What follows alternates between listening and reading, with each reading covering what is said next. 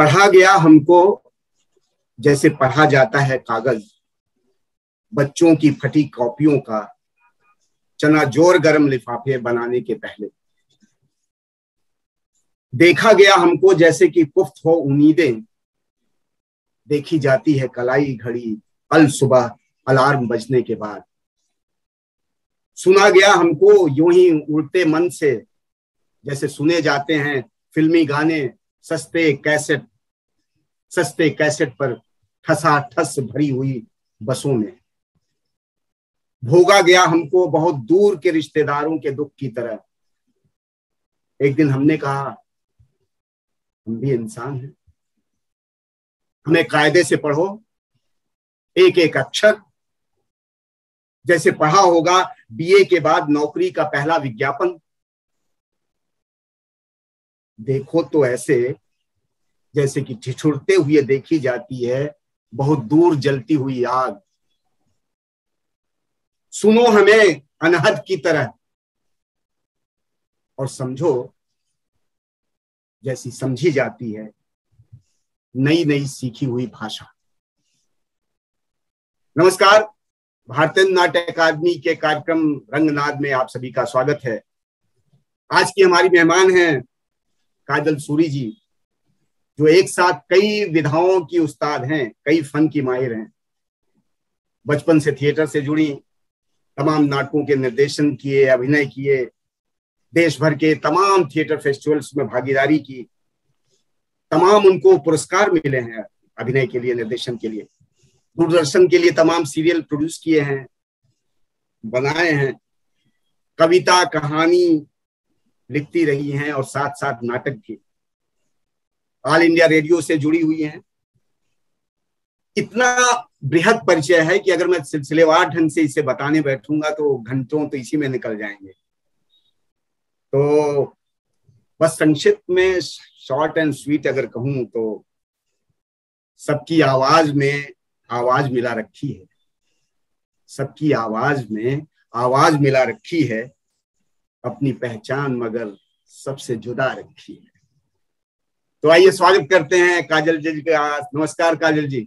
नमस्कार और बहुत बहुत शुक्रिया। सबसे पहले इतना खूबसूरत आगाज करने के लिए, इतनी खूबसूरत कविता से आपने शुरुआत की, और आप अपने आप में खुद एक शख्सियत है और इतना खूबसूरत आपने मेरे बारे में कहा, उसके लिए मेरे पास अल्फाज नहीं है। बहुत बहुत शुक्रिया, बहुत बहुत शुक्रिया। मतलब आप में तो इतनी काबिलियत है कि कभी कभी हमें उस तरह से एनवी होती है कि मतलब ईर्ष्या होती है कि कैसे इतना सब कुछ एक साथ कर पा रही हैं आप। लेकिन बहुत अच्छी बात है। तो हम बातचीत का अपना सिलसिला शुरू करते हैं। काजल जी, मतलब नाटक एक अपने आप में एक शब्द है, एक अपने आप में एक बृहद दुनिया है। ये जीवन में कब और कैसे आया? नाटक जब से आंख खुली तभी से मेरे साथ रहा है, क्योंकि मेरे मम्मी और पापा दोनों थिएटर से जुड़े रहे हैं, थिएटर एक्टिविस्ट हैं।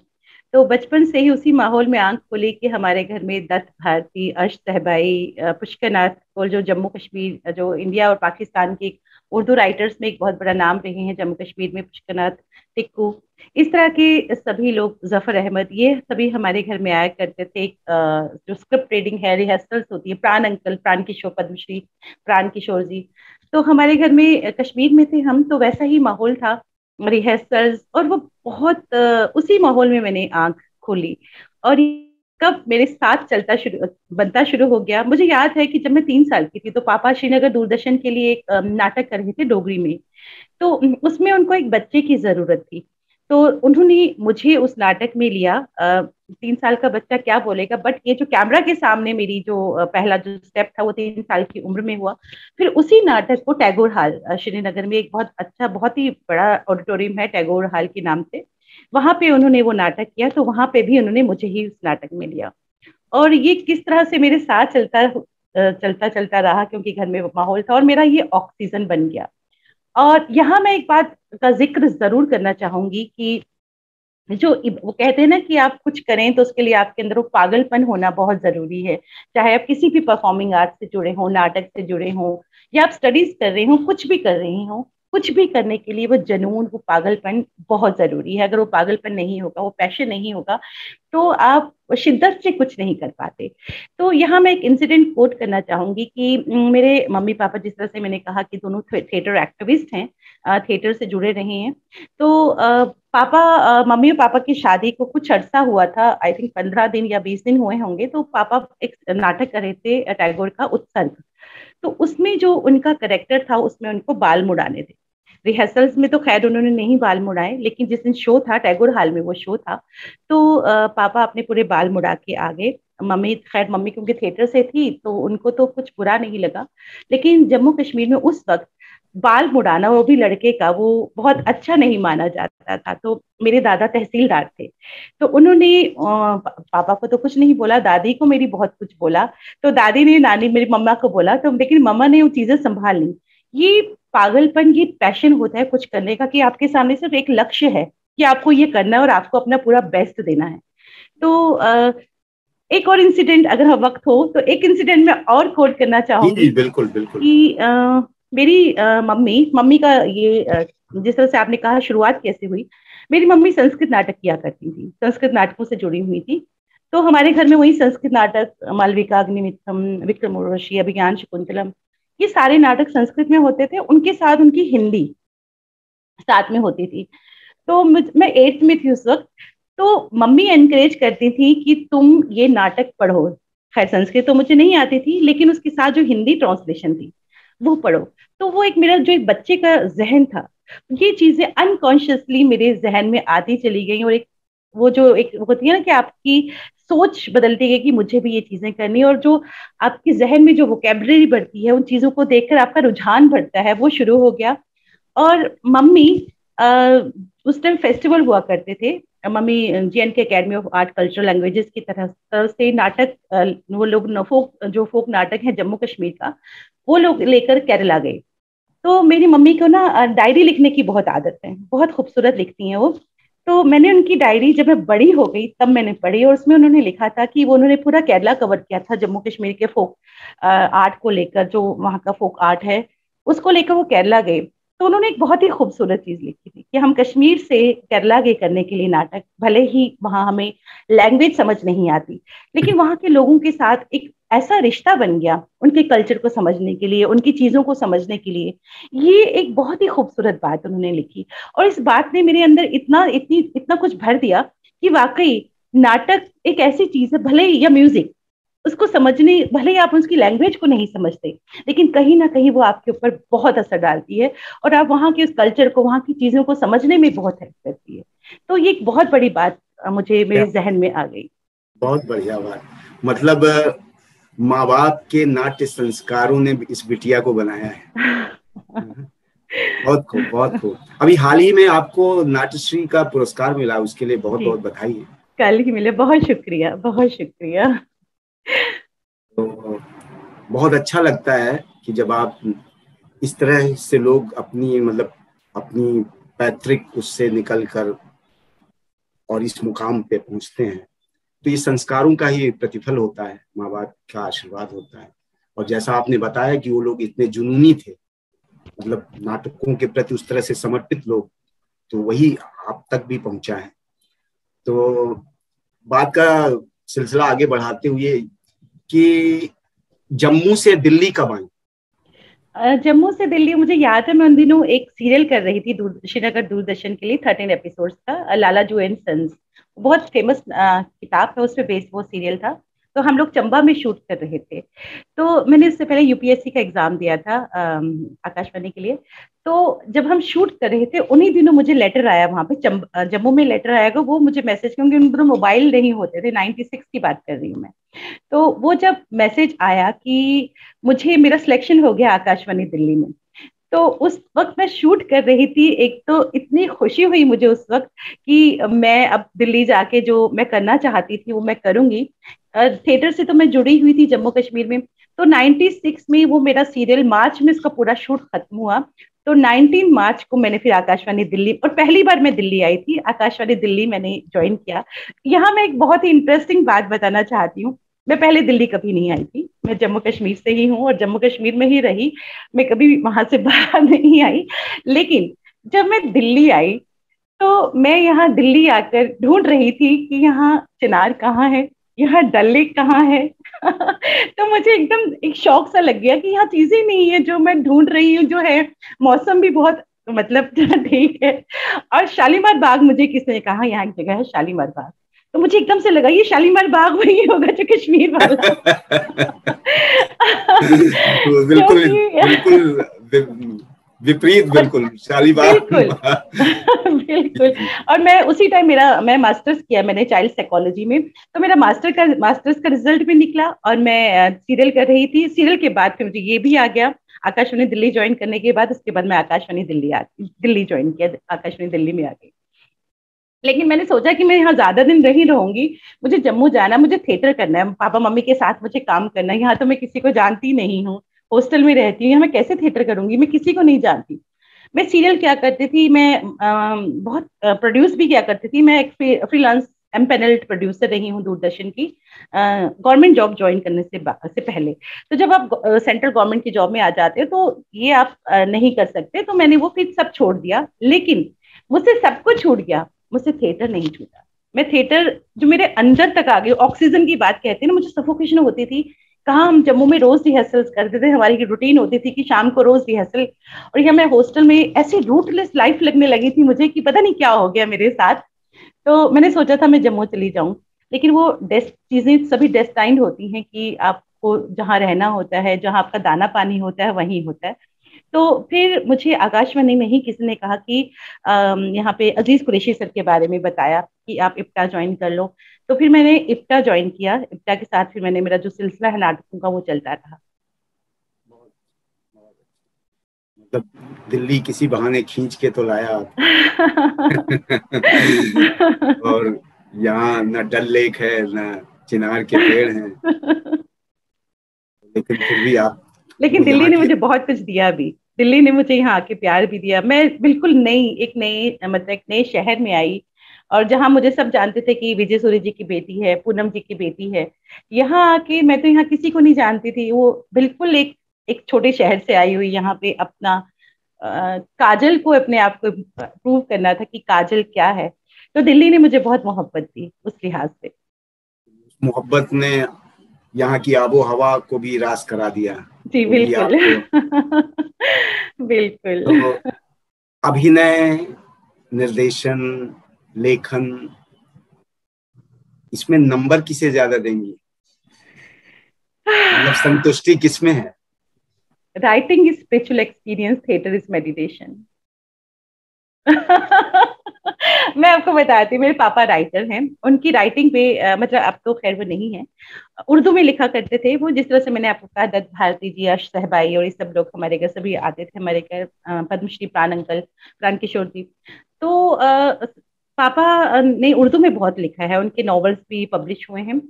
उनकी राइटिंग पे उर्दू में लिखते थे, उनकी राइटिंग में जम्मू कश्मीर यूनिवर्सिटी के जो उर्दू डिपार्टमेंट के स्टूडेंट्स हैं वो रिसर्च करते रहे हैं, कर रहे हैं।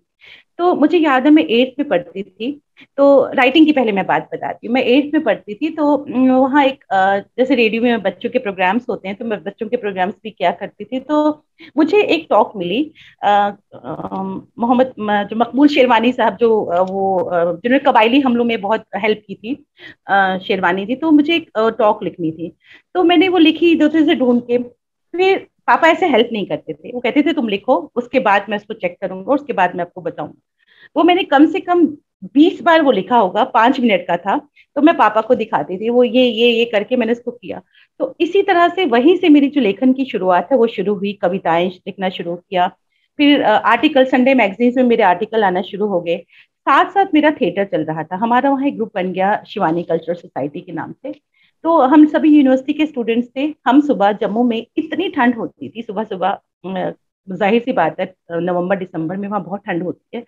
तो हम लोग सुबह, क्योंकि 8:30 हमारा यूनिवर्सिटी होता था, तो हम लोग 5:30 के करीब घर से निकल के, वहाँ एक मंदिर है, मंदिर के हॉल में हम लोग अपनी रिहर्सल करने जाया करते थे। कड़ाके की ठंड में वहां पहुंच के पहले हम पूरा पानी से उस मंदिर के हॉल को साफ करते थे, धूप वगैरह जलाते थे, उसके बाद हम रिहर्सल करते थे, उसके बाद हम वहां जाते थे, अपने कॉलेज यूनिवर्सिटी वगैरह जाते थे, तो पापा मेरे साथ साथ रहते थे।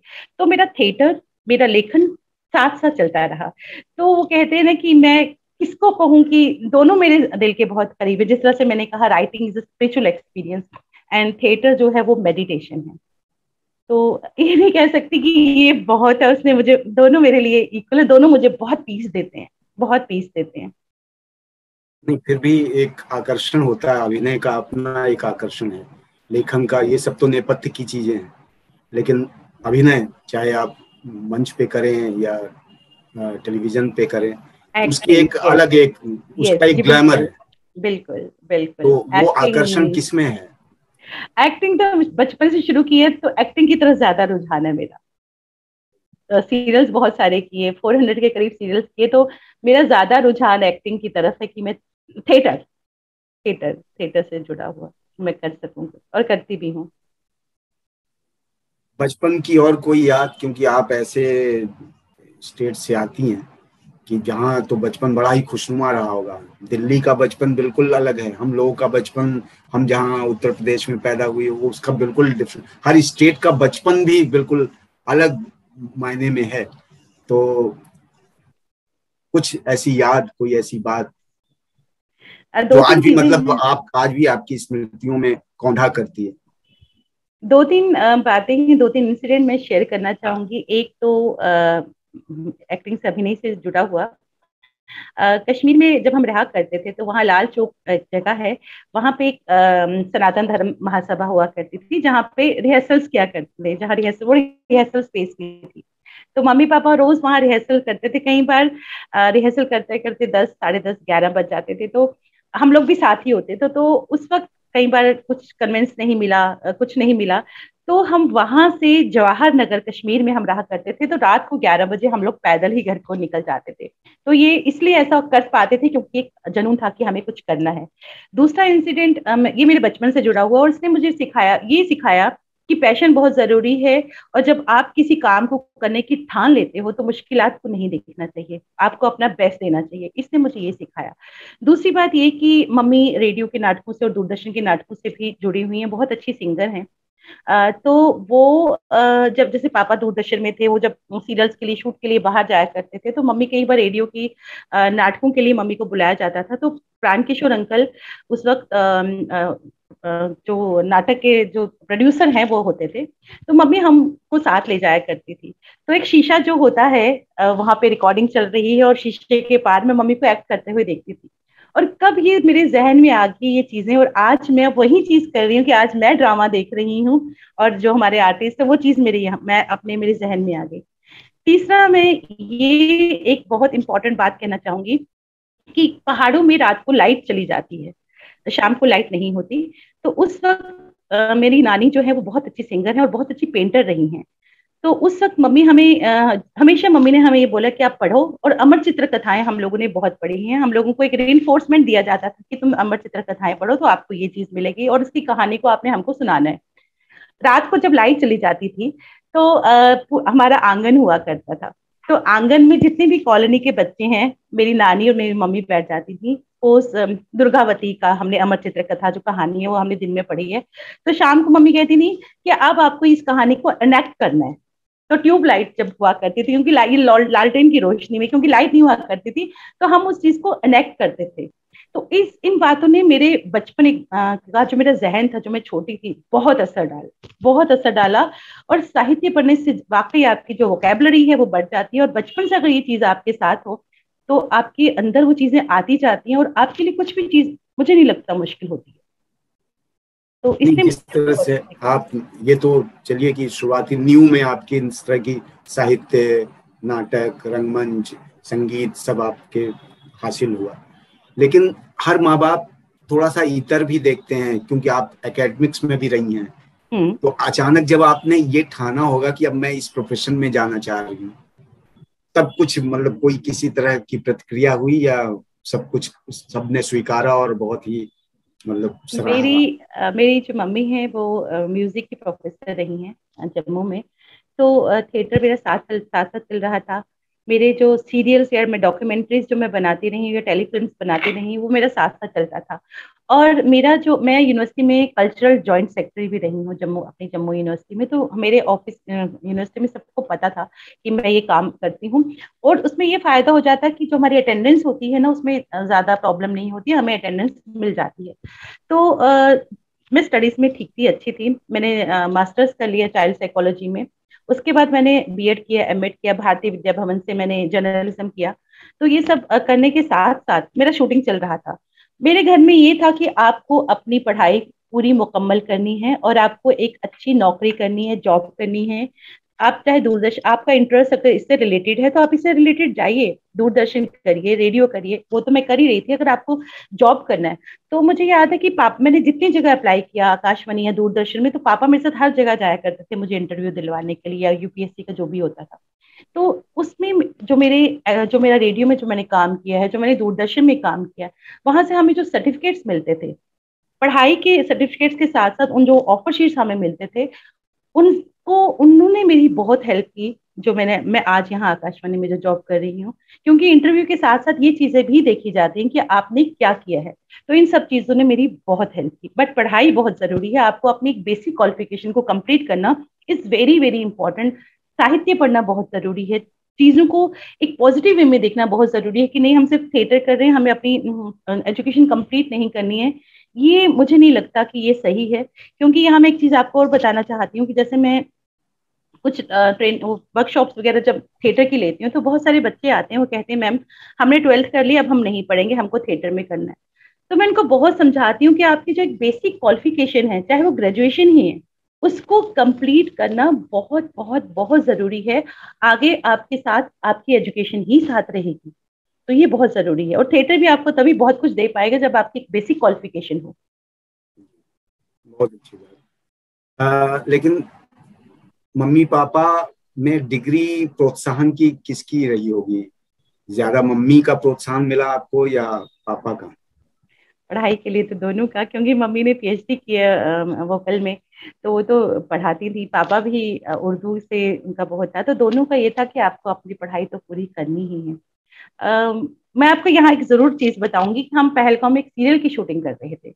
तो उन दिनों वहां पे अनुपम खेर और मिथुन आए थे, मिथुन चक्रवर्ती। तो उन्होंने बहुत कोशिश की, मेरे पापा को बहुत कहा कि हम, ये छोटी सी एक बात है, इसको अचानक मेरे जहन में आई, इसलिए मैं आपसे शेयर कर रही हूँ कि इसको आप बॉम्बे भेज दीजिए। तो ये हम इसको कुछ फिल्म वगैरह में लेना चाहेंगे। लेकिन उस वक्त भी मेरे पापा ने कहा नहीं, जब तक बेसिक क्वालिफिकेशन खत्म नहीं होगी जेएनके से बाहर नहीं जाएंगी ये। और मैं जेएनके से बाहर तभी निकली जब मुझे आकाशवाणी दिल्ली में जॉब मिली। सांचे में ढाल के ही बनाया जाता है।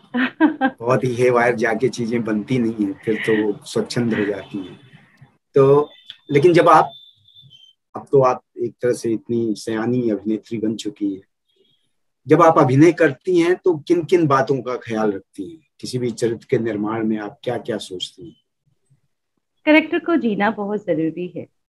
मैं यहाँ आपको एक और इंसिडेंट बताना चाहूंगी। मैं जम्मू कश्मीर की एक वाहिद फीमेल आर्टिस्ट की अगर हम बात करते हैं, एक अकेली फीमेल आर्टिस्ट हूँ। वहाँ जम्मू कश्मीर की गवर्नमेंट हर साल फेस्टिवल ऑर्गेनाइज किया करती है जेएनके के लिए। JNK academy of art culture and languages का ड्रामा फेस्टिवल होता है। मैं वाहिद हूँ वहाँ की, जम्मू कश्मीर की, जिसको कॉन्टिन्यूसली आर्ट पर वहाँ की गवर्नमेंट ने बेस्ट एक्ट्रेस का अवार्ड दिया है। तो जब मुझे लगता है कि जब तक आप करेक्टर को जियोगे नहीं, ये हम सभी थिएटर रंगकर्मी जानते हैं कि एक करेक्टर को जीना बहुत जरूरी है। रियल एक्टिंग क्या होती है, फेक एक्टिंग क्या होती है, कनेक्शन बहुत जरूरी है। तो मेरे लिए बहुत जरूरी है, जब मैं स्टेज पे होती हूँ तो मैं काजल नहीं होती, मैं वो करेक्टर होती हूँ। मैं अभी 2012 में मैंने जो लास्ट मैंने परफॉर्म किया था ड्रामा फेस्टिवल में, जिसमें वो मेरा 8th अवार्ड था बेस्ट एक्ट्रेस का। उसमें मैं एक नाटक कर रही थी, विक्रम शर्मा का लिखा हुआ। विक्रम शर्मा जम्मू कश्मीर के बहुत बड़े और बहुत ही अच्छा लिखने वाले राइटर हैं, बहुत अच्छा लिखते हैं। तो वो उनका एक नाटक था पूर्ण विराम, वो स्किज़ोफ्रेनिया पे बेस्ड था। तो उन्होंने मुझे यहाँ स्क्रिप्ट भेजी और कहा कि तुमको ये नाटक करना है, ये नाटक बहुत मुश्किल है। मैंने वो नाटक यहाँ तैयार किया, पढ़ना शुरू किया, उसको अपने अंदर लेना शुरू किया ना, स्टार्टेड बिहेविंग वो उस करेक्ट, वो एक हम कहते हैं ना, एक पतली लाइन होती है जिसको क्रॉस करना नहीं चाहिए आप। तो कभी कभी वो हमसे क्रॉस हो जाती है और फिर उससे निकलना बहुत मुश्किल हो जाता है। तो मैंने वो उस करेक्टर को लेना शुरू किया। और जब हम जम्मू गए 10-15 दिन पहले उसकी रिहर्सल में, तो आई स्टार्टेड बिहेविंग वही सेम करेक्टर जो माया का करेक्टर था, जो स्किज़ोफ्रेनिक लेडी का करेक्टर था, तो मैंने इस करेक्टर को वही करना शुरू किया। वहां लोगों ने मुझे मेरा नाम ही रख दिया था माया, माया सिन्हा नाम ही लोगों ने कर दिया। तो उस करेक्टर को जो मैंने किया तो वो करेक्टर लोगों को पसंद आया, लेकिन उस करेक्टर से बाहर निकलने में मुझे बहुत वक्त लगा। तो ये चीज तो है कि आपको अपने आप को बिल्कुल उस करेक्टर, किसी भी करेक्टर को करने के लिए उसको जीना चाहिए, लेकिन इतना भी नहीं कि आप उस लाइन को क्रॉस कर। तो मैं जब करेक्टर को करती हूँ, कोई करेक्टर करती हूँ, तो मैं भूल जाती हूँ कि मैं काजल हूँ। मैं काजल नहीं रहती, मैं वो करेक्टर हो जाती हूँ। यही शायद यही पद्धति होनी चाहिए टीवी चरित्र को बनाने के लिए, क्योंकि आप वो नहीं रह जाते जो वो चरित्र है। तो उस चरित्र की अपनी दुनिया है, उसका अपना परिवेश है, उसकी अपनी भाषा है, उसकी अपनी वेशभूषा है। बहुत अच्छी बात है। कभी गुस्सा होती है क्या? क्योंकि मैंने आपको चहकते मुस्कुराते, मुझे तो लगता है कि ये चहक, ये मुस्कुराहट मतलब पाई कहाँ से है? तो गुस्सा होती है? गुस्सा तो नहीं, टेंशन में आ जाती है जिस दिन नाटक होता है मेरा। कि वो तो नाटक चलिए, अच्छा हो वो जाए। नर्वसनेस तो वो सब एक अच्छे कलाकार की गुस्सा, निशानी है। जब कभी मैं बहुत टेंशन में या गुस्सा में आ जाती हूँ ना, तो मैं आपको सच बताऊं, शायद अब वो लगेगा कि मैं शायद एग्जेजरेट कर रही हूँ, लेकिन मैं ओम नमः शिवाय का जाप करना शुरू हो जाती हूँ। ये मैं सच कह रही हूँ, मैं सच कह रही हूँ। अगर मैं यहाँ पे होते ना होता है तो मेरे सब ऐसे हो जाता है। ये सच बात है, ये मेरे साथ ऐसा होता है।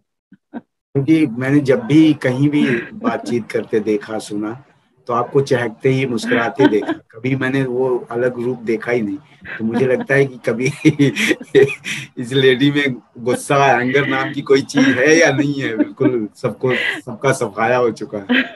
मेरे स्टूडेंट्स मुझे कहते हैं मैम आप गुस्सा क्यों नहीं करती हैं, आप कुछ बोलती क्यों नहीं है, अब हमेशा ऐसे मुझसे होता ही नहीं है। मेरा चीजों को टैकल करने का तरीका ये नहीं है, कुछ और ही है। एक बिल्कुल अलग बात करने वाला हूं मैं, जी। कि उसकी आंखों को गौर से देखो, उसकी आंखों को गौर से गौर देखो, से देखो। मंदिरों में चिराग जलते हैं। आहा, क्या बात, क्या बात, बहुत खूबसूरत। लेकिन एक बहुत। दूसरी भी बात है, या ये कहूं, अब ये आपको निर्धारित करना है, या ये कहूं कि आंख रहजन नहीं तो फिर क्या है, आंख रहजन नहीं तो नहीं फिर तो क्या फिर। है, लूट लेती है काफिला दिल का। आहा।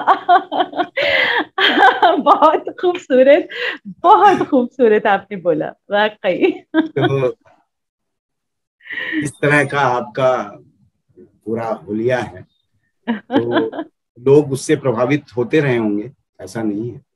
लेकिन जो जिस तरह का फन है ना आप में, जिस तरह की जादूगरी आपके, उस तरह के आपके कामों की है, जिस जैसे आप लिखती हैं, आपके कई नाटक प्रकाशित हुए हैं अभी तो, और रेडियो का अलग चल रहा है, थिएटर का अलग चल रहा है, टेलीविजन का अलग काम चल रहा है। तो थिएटर और रेडियो, मेरे सुनने वाले लोगों को थोड़ा सा ये फर्क पता चल जाए कि किन चीजों का ध्यान रखना चाहिए जब हम स्टेज पे नाटक कर रहे हैं, और जब रेडियो पे, क्योंकि हर कोई रेडियो पे भी जाना चाहता है, बिल्कुल। रेडियो नाटक में भी शामिल होना चाहता है, तो उन्हें क्या तैयारी करके आना चाहिए, या किस जी तरह की बिल्कुल। कोशिश होनी बिल्कुल, चाहिए? उससे उससे पहले मैं एक चीज जरूर उसको मेंशन करना चाहूंगी कि मैंने बचपन से ही लिखना शुरू किया। जिस तरह से मैंने आपको बताया, 8th में मैं थी तो इंग्लिश की पोइट्री जो मेरी किताबें आ चुकी है, मीडो ऑफ थॉट्स, उसके बाद हिंदी में दिल्ली में आई तो हिंदी में लिखना शुरू किया, नाटक लिखे। तो मैंने कभी सोचा नहीं कि मैं अपने नाटक पब्लिश कराऊंगी, तो कभी नहीं सोचा था। कोविड के वक्त डॉक्टर प्रताप सहगल एक जाने माने साहित्यकार हैं, उन्होंने मुझे बहुत मोटिवेट किया और इंस्पायर किया कि काजल अपने नाटक छुपा के मत बैठो, तो तुम अपने नाटक पब्लिश कराओ। बहुत मोटिवेट किया। तो जो मैं नाटक अपने पब्लिश करवा रही हूँ, जो मेरी किताबें पब्लिश हो रही हैं, उसका सारा का सारा श्रेय जो है वो डॉक्टर प्रताप सहगल को जी को है। उन्होंने मुझे बहुत मोटिवेट किया, नहीं तो मुझे नहीं लगता कि मैं अपने, मुझे लगता था कि मेरी कोई अपनी बहुत करीबी चीज सब लोगों के सामने आ जाएगी, तो बट ये रही मुझे है। ये ऐसा लगता था मुझे कि मेरा कुछ बहुत अपना, सब लोग उसको देखेंगे। तो सर ने मुझे बहुत, मैम ने, डॉक्टर शशि सहगल ने, उन्होंने कहा नहीं काजल तुमको करना पड़ेगा, तो मैंने ही करना शुरू किया। अब मैं आती हूँ रेडियो और थिएटर के उसके बाद पे। जो रेडियो है वो थिएटर की हर चीज बहुत मुश्किल होती है, हर चीज को करना बहुत मुश्किल होता है, लेकिन रेडियो थोड़ा सा मुश्किल है क्योंकि रेडियो में सिर्फ और सिर्फ आवाज के साथ आपको खेलना है। आपका डिक्शन सही होना चाहिए, आपको ये पता होना चाहिए कि आपने कहाँ किस तरह अपने इमोशंस देने हैं, वहां सिर्फ और सिर्फ आवाज है। और बहुत ज्यादा लाउड भी नहीं होना, आपको बहुत ज्यादा अंडर भी नहीं होना। आपको पूरा वॉइस का जो आपको अपनी सांसों का कंट्रोल होना चाहिए, अपनी सांसों का इस्तेमाल करके आपने रेडियो में आपको नाटक करना है। बहुत आसान नहीं है। तो ऊपर से जो थोड़ा सा हेल्प म्यूजिक और इफेक्ट कर देता है, लेकिन जो एक एक्टर है जो रेडियो नाटक कर रहा है, उसको अपनी आवाज के साथ खेलना जो हम कहते हैं, वो खेलना बहुत जरूरी है। और डिक्शन तो जाहिर सी बात है बहुत जरूरी है, नहीं तो कानों में एकदम चुभना शुरू हो जाता है।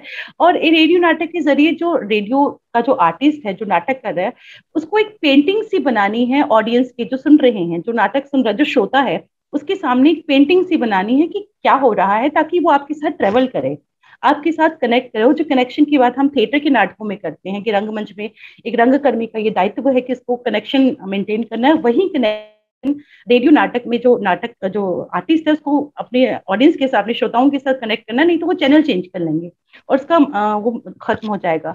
इसलिए मुझे लगता है क्योंकि रेडियो के नाटक मुश्किल हैं थोड़े से, जबकि स्टेज पे आपकी को बहुत सारी चीजें हेल्प करती हैं, आपके कॉस्ट्यूम आपको हेल्प करता है, आपका मेकअप आपको हेल्प करता है, आपका सेट आपका हेल्प करता है, बहुत सारी चीजें हेल्प करती हैं आपकी, आपके एक्सप्रेशन हेल्प करते हैं, बॉडी लैंग्वेज हेल्प करती हैं। लेकिन रेडियो नाटक में सिर्फ और सिर्फ आपकी आवाज, तो इसलिए थोड़ा सा जो रेडियो नाटक है एज कम्पेयर टू थिएटर वो बहुत मुश्किल है।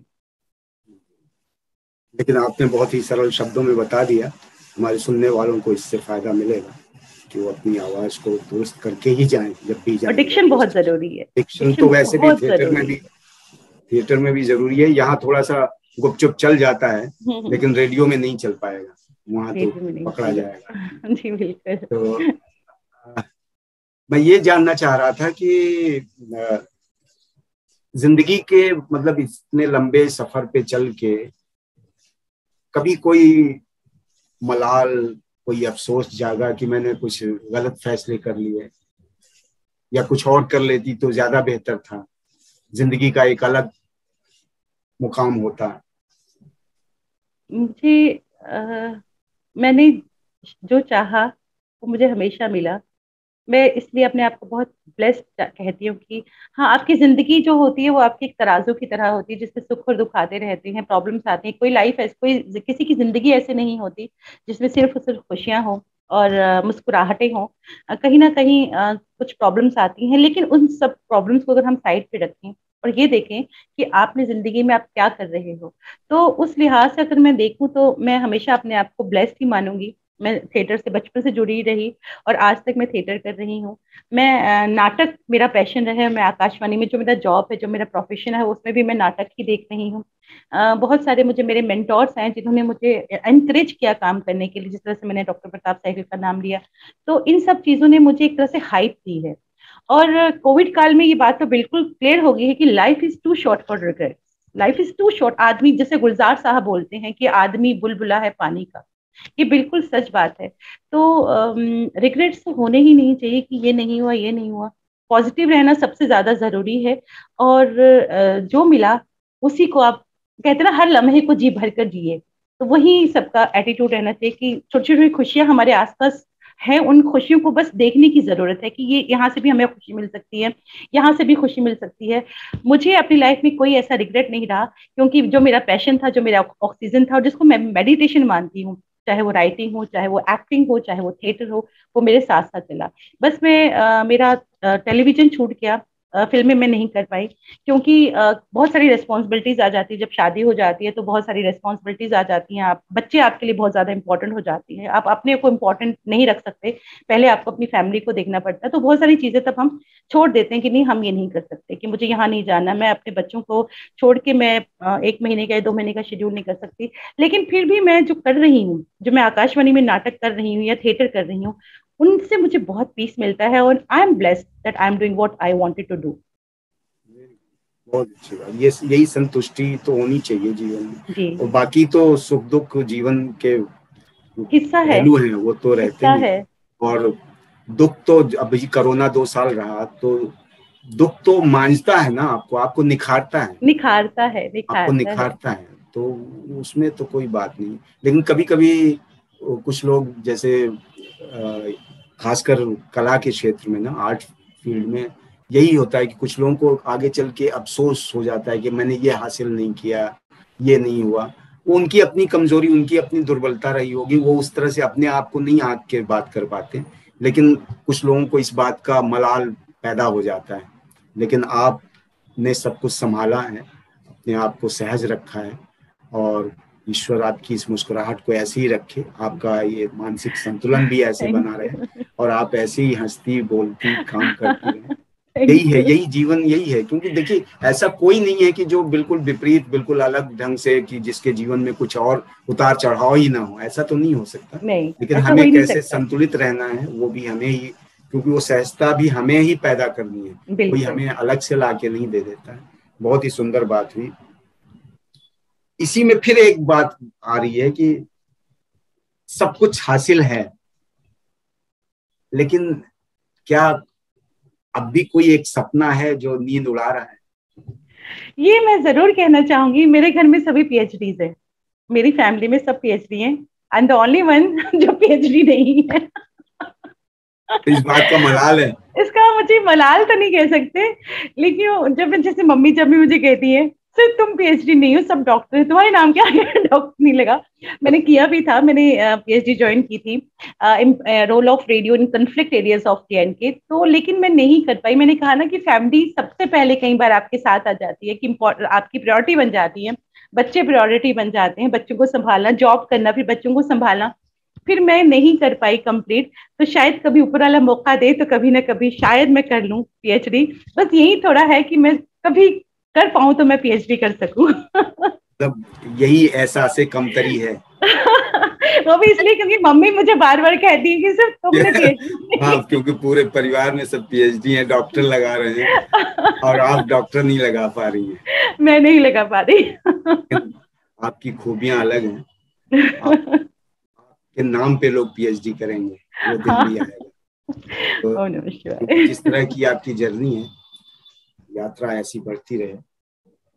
आप, क्योंकि आपने काफी समय जम्मू कश्मीर में गुजारा है, वहां के थिएटर में गुजारा है, तो जम्मू कश्मीर का थिएटर और दिल्ली का थिएटर, दोनों में कोई फर्क, कोई अंतर पाया आपने? जम्मू में, यहाँ मैं थोड़ा सा बहुत बेबाकी से बोलना चाहूंगी, यहाँ थोड़ा सा डिप्लोमेटिक मत होइएगा। नहीं, मैं नहीं हो सकती। बिल्कुल सही, क्योंकि आपने वो जिया है। यहाँ पे प्रोफेशनलिज्म ज्यादा है, और वहाँ पे वो चीज नहीं है। जम्मू कश्मीर में वो चीज नहीं है। वहाँ पे वो है लोगों के दिल में कि आपको पागलपन की जो हद है वो है, चाहे मुश्ताक जी थे या बलवंत जी थे, हम लोगों ने एक साथ काम किया। तो वो जो पागलपन है कि हम, जैसे जब मैंने आपको बताया था कि सुबह 5:30 जाके हम लोग वो मंदिर का जो हॉल साफ करते थे, इतनी कड़ाके की ठंड में पूरी टीम आ जाती थी। ये नहीं होता था कि मैं 5 मिनट लेट आ रहा हूँ, मैं 10 मिनट लेट आ रहा हूँ।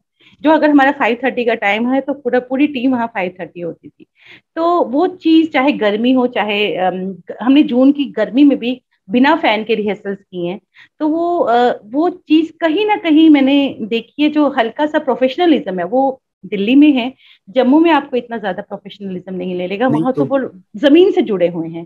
कहने का मतलब ये है कि वो एमेच्योर ग्रुप में जो जुनून है, बिल्कुल, वो प्रोफेशनल ग्रुप में नहीं है।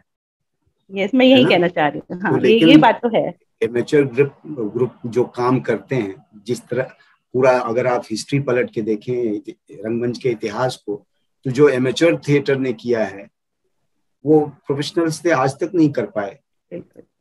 जो नए प्रयोग हुए हैं, जिस तरह की निरंतरता या जीवंतता वहां है, वो प्रोफेशनल थिएटर में नहीं हासिल है। तो इसके अलावा कोई और बड़ा फर्क? इवन एक चीज और मैं कहना चाहूंगी, जैसे वहां का फोक थिएटर की बात करूं, चाहे वो छज्जे लेकर कान सखियां बनना, ये जो फोक थिएटर जो है, कान सखियां, या लोहड़ी वाले दिन वो छज्जे बन के छज्जे लेकर आते थे, वो एक फोक आर्ट का, ये फोक थिएटर का हिस्सा है। वो चीज यहाँ मैंने देखी नहीं, J&K में है, चाहे बानपत्थर हो, चाहे टड हो, चाहे जागरना हो, जो फोक थिएटर है, या लोहड़ी पे जो बन के आते हैं छज्जे, या फिर कान सखियां बन के आते हैं, वो जरूरी नहीं थिएटर कर रहे हैं, वो ऐसे ही आके घरों में जाके लोहड़ी या किसी फेस्टिवल आके एक समा सा बांध देते हैं, आंगन में आके कहानियां सुनाना शुरू कर देते हैं, ढोल बजाना शुरू कर देते हैं, और हम सभी उनके साथ बैठ जाते हैं उनकी चीजें सुनने। ये इतनी कि आपको ऑडिटोरियम चाहिए थिएटर के लिए, आप जमीन पे बैठ के थिएटर कर रहे हो और वो लोग आपको दिखा रहे हैं। वो चीज मैं इतना मिस करती हूँ, इतना मिस करती हूँ, वो चीज मुझे यहाँ नहीं मिली कहीं देखने को। वही तो अपना ट्रेडिशन है ना, वही तो हम्म। अपनी संस्कृति है जो कि विखंडित हो जाती है जब हम महानगरों की तरफ आ जी जाते हैं ना। बिल्कुल। तो आपका एक नाटक है हीर रांझा, जी। उसके बारे में कुछ बताइए। हीर रांझा है, हब्बा खातून है, दोनों है। खातून है। मैं हब्बा जी खातून के बारे में पहले बताऊंगी, फिर मैं, अगर आप इजाजत दें तो। जी जी जी, बिल्कुल बिल्कुल, क्योंकि जी दोनों ही आपके नाटक हैं और जी। दोनों ही मैं शायद पब्लिश हो चुके हैं। हो चुके हैं पब्लिश। हब्बा खातून की मैं बात करूं तो हब्बा खातून मैंने 2001 में लिखा था, और उसके बाद हमने 2019 में उसका शो किया।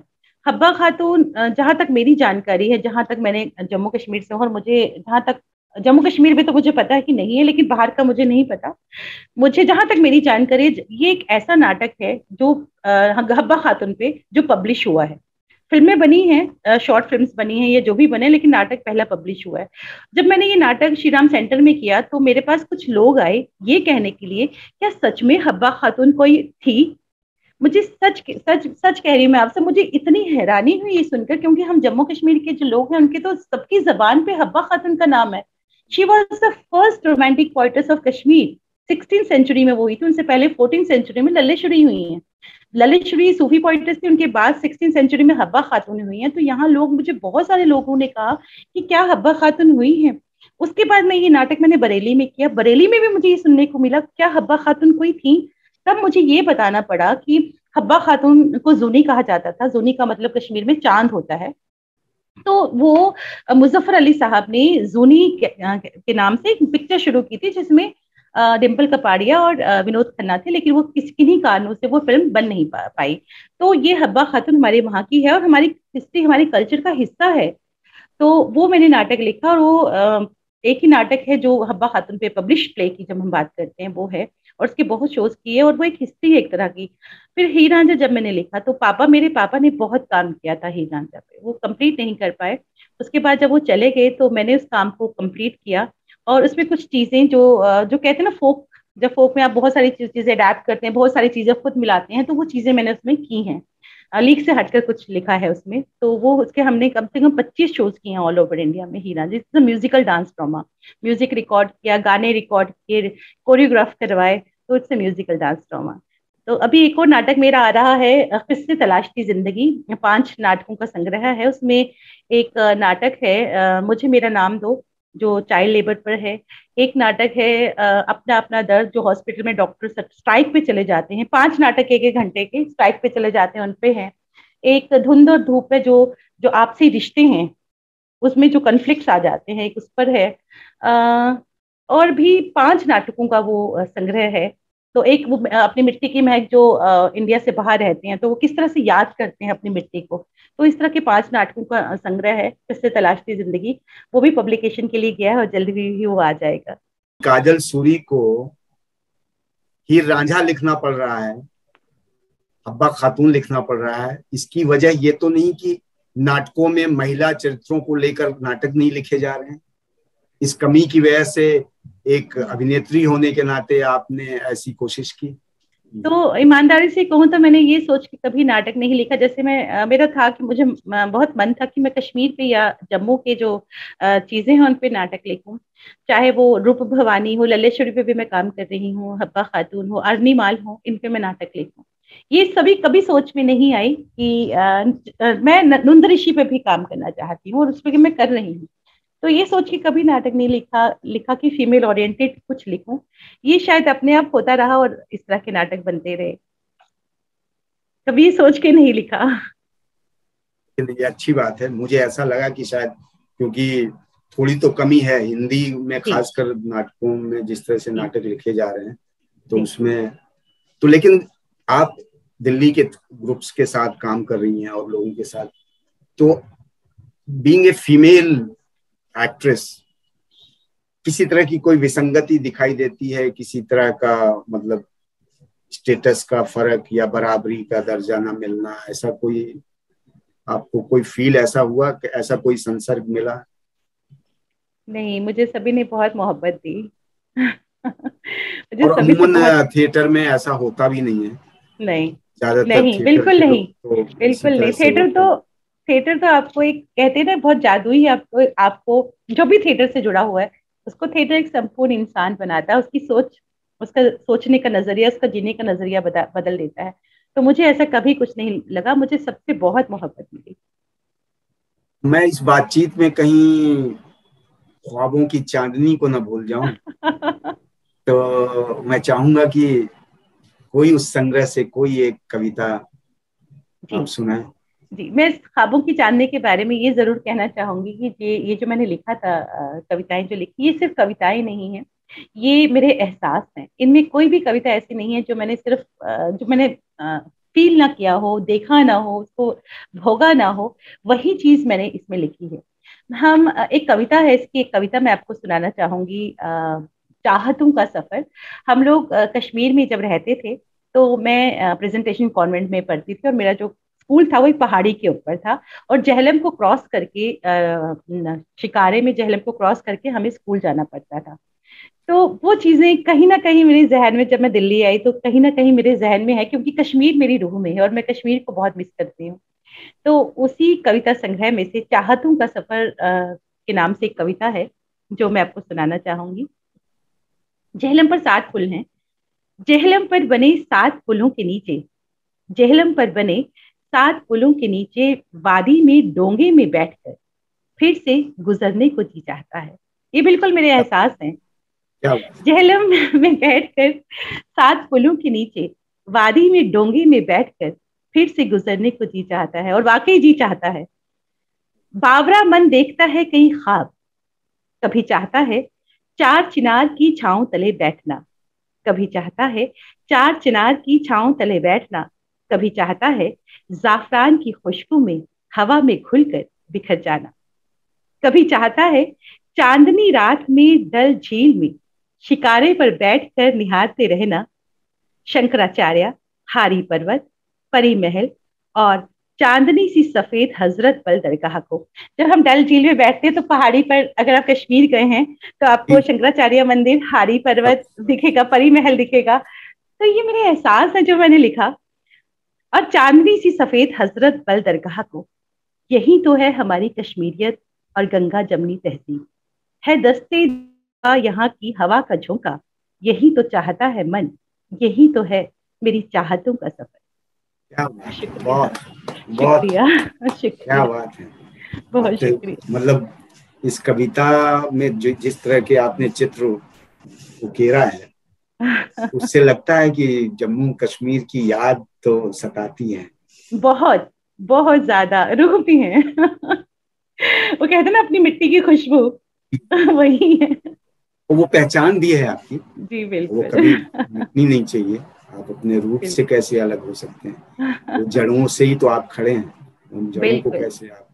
बिल्कुल। तो बहुत ही खूबसूरत कविता आपने सुनाई, इतनी खूबसूरत बातें हुई, आपके अनुभव को जाना समझा।